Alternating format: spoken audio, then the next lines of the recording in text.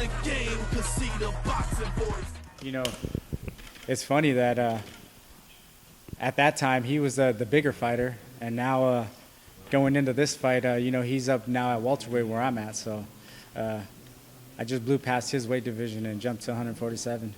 Can you talk about that, Robert? People seem to forget that you fought once at 122 pounds.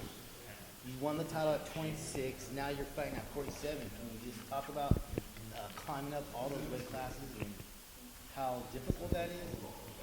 Maybe you don't get credit for that. You know what? Really don't trip off the credit because, I mean, look at Floyd.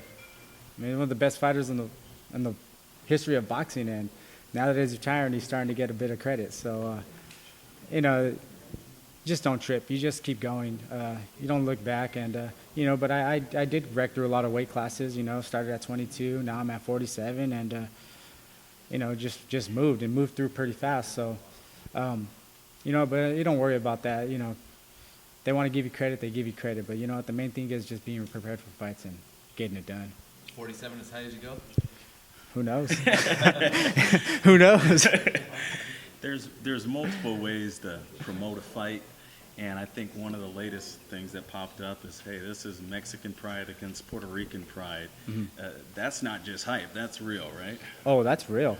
That's real. I mean, you know, it's been a rivalry in boxing, I mean, before I was even born. So, you know, it's just one of those things that gets the fans really involved and gets them excited. I mean, it's like a soccer game. Like you're watching World Cup, you're gonna go for your country or you know, your heritage, and you know, that's the way it is in boxing. So you know, it is a big deal, and you know, Danny Garcia acts like it isn't, but it is with the fans, and you know what, it's the way it's gonna go down. You know, it's that rivalry that's been in boxing so long. I mean, and it's one of the best rivalries that's out there. I mean, they put out the best fights. I mean, you just had Canelo Cotto, who was a big rivalry fight, and you know, everybody was all excited about it.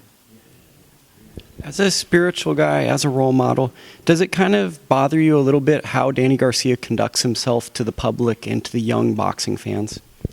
No, not at all. I mean, you know, he does carry himself with class.